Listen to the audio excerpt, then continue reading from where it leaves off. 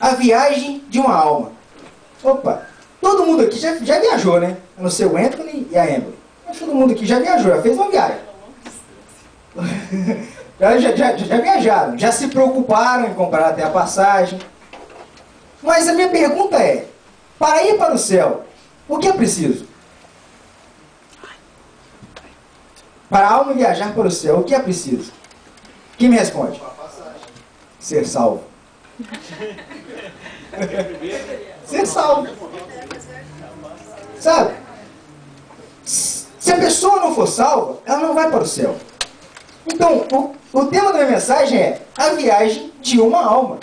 Eu quero compartilhar com vocês um texto, que ele está em Mateus capítulo 15, do verso 21 até o verso 31. Verso 31.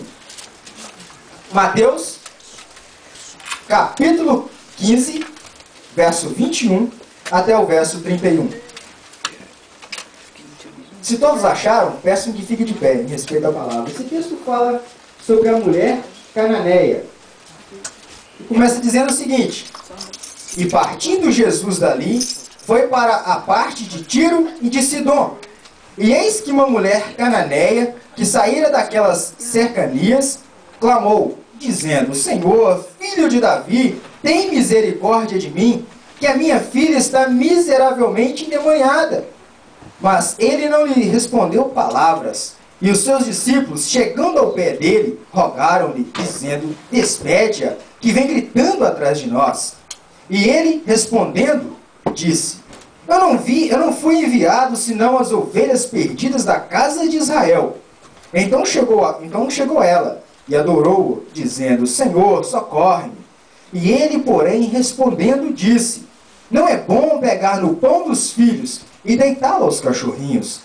E ela disse: sim, Senhor, mas também os cachorrinhos comem das migalhas que caem da mesa dos seus senhores.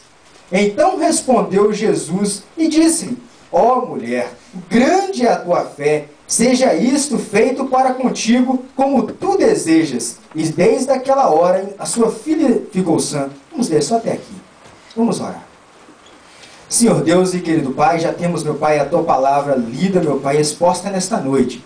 Pai, que o Senhor possa tocar no coração de cada um, meu Pai, que se encontra com o Teu Santo Espírito. Pois nós sabemos que através do Teu Santo Espírito é que nós podemos entender as coisas espirituais, meu Pai. Fale ao nosso coração, fale, meu Pai, para que nós possamos encontrar mais o Senhor, buscar mais o Senhor, viver mais para o Senhor. Se há pessoas aqui nesta noite que ainda não te conhecem, meu Pai, que o Senhor possa, meu Pai, tocar no coração dessas pessoas, para que elas possam ter um encontro com o Senhor, meu Pai, para que a alma delas possam também viajar para o céu. É o meu pedido nesta noite, Senhor. Senhor, usa-me conforme o Teu querer e conforme a Tua boa vontade, pois não sou nada, meu Pai, se não for, meu Pai, a Tua ajuda, se não for toda a Tua ajuda. Assim eu te peço, já agradecendo, no nome do nosso Senhor e Salvador, Jesus Cristo. Amém. Pode se sentar, irmãos. Ok. Já temos esse texto lido. Mas antes de eu explanar um pouco esse texto, eu tenho que passar para vocês algumas informações. Porque sem eu lhe passar essas informações, nós não vamos entender aquilo que o texto está querendo nos mostrar. Primeira informação que eu passo é que esta mulher, ela teve um reconhecimento pessoal. Ela reconheceu que ela era uma pecadora. Romanos 3:23. Todos pecaram e destituídos estão da glória de Deus. Ela reconheceu que ela era uma perdida. Lucas 10:19. Jesus veio ao mundo para buscar os perdidos, buscar e salvar os perdidos. Um doente espiritual.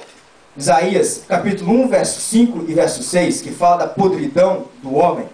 Um culpado, um impuro, um separado de Deus. Isaías 53, verso 6, fala que todos nós andávamos desgarrados como ovelha. Cada um seguia o seu próprio caminho, mas o Senhor fez cair sobre ele a iniquidade de nós todos. Ok, mas um ponto interessante. Para viajar para o céu é preciso ser salvo. Agora, o que ser salvo não é? Primeiro ponto, ser religioso não quer dizer que a pessoa seja salva. Lembra, Cleiton? Ser religioso não quer dizer que a pessoa ela vai ser salva. Como aqui está escrito, os fariseus pertenciam à seita mais rigorosa naqueles tempos. E Jesus pegava pesado com eles. Nicodemos foi ter com Jesus à noite, para que ninguém o visse. E quando chegou perto de Jesus, Jesus disse para ele: olha, Nicodemos, se você quer ver o reino dos céus, tem que nascer de novo. Ser religioso não quer dizer que a pessoa é salva. Segundo ponto, frequentar um templo e assistir aos cultos não salva. Lucas capítulo 13 fala da porta estreita e do dia em que essa porta, a porta da salvação, irá se fechar. Frequentar cultos também não salva. Não adianta você pensar que se todo dia você vir a esta igreja e apenas ouvir, e ser apenas mero ouvinte, frequentador desta igreja ou de qualquer outra igreja, você será salvo. Também você não será salvo. Terceiro ponto, nascer em um lar cristão não traz salvação. Nascer no lar onde os pais são salvos é um grande privilégio. É um grande privilégio, mas não quer dizer que você seja um salvo. Boas obras, quarto ponto, boas obras também não salvam. Efésios capítulo 2, verso 8 e 9 diz que pela graça sois salvos por meio da fé. Isto não vem de vós, é dom de Deus. Não vem das obras para que ninguém se glorie, pois somos feituras suas criadas em Cristo Jesus para as boas obras.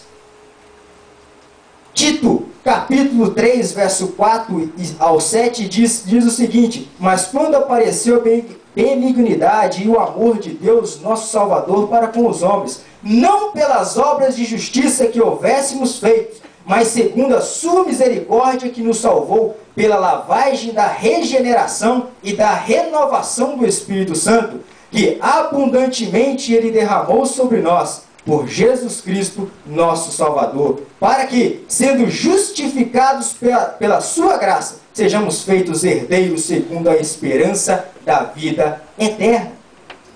Ok, boas obras também não salvam. Quinto ponto, crer em um apóstolo, santo, sacerdote religioso, pregador, pastor, qualquer um, não salva.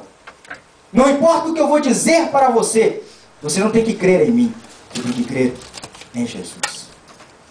Crer em um apóstolo, qualquer um não salva. Atos 4:2 diz que em nenhum outro há salvação, porque também debaixo dos céus nenhum outro nome há, dado entre os homens pelo qual devamos ser salvos. Sabe, um vadio sobre a influência do álcool chegou perto do evangelista Moody e disse: olha, Moody, eu sou um dos teus salvos. Moody parou, olhou para aquele homem e disse: realmente você é um dos meus salvos, porque se fosse de Cristo, você não estaria neste estado que você está agora.